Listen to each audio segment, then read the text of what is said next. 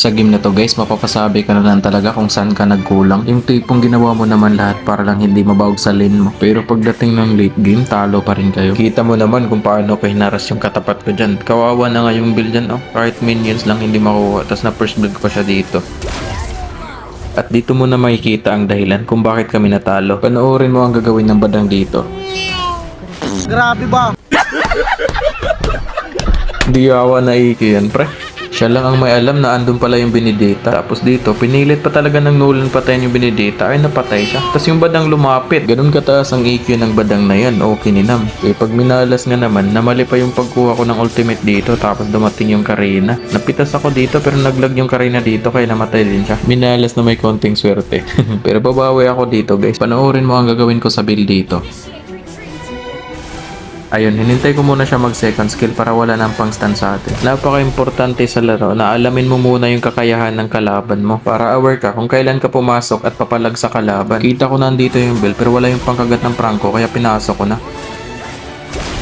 Sa pagdating naman sa paggamit ng skill kay Lunox, huwag mo basta-basta agad gamitin yung skill mo na hindi naman tumatawa sa kalaban. Kagaya dito, dumala yung XP nila pero meron pa nga akong let kaya nabuhay pa ako dito.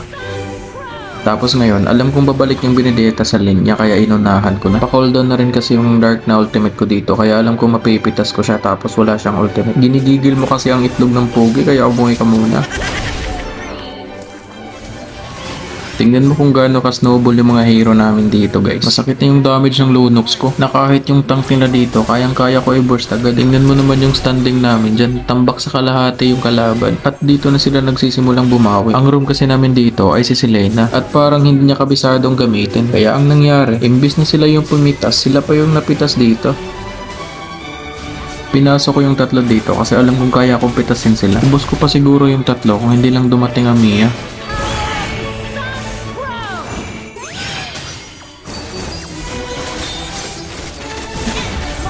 Tapos dito guys, naabangan pa kami ni Nolan. Wala kasi kaming vision dito. Tapos yung Selena, imbis na pataplin yung rotation, pumunta ba naman sa bot na walang kalaban. Kaya dito na nagsimula ang trastukan ng mga 80-80. Sinabihan ba naman yung Selena na feelings din? Panoorin nyo dito guys, paano ko pinalagan yung tatlo at paano ko sila na-outplay dito.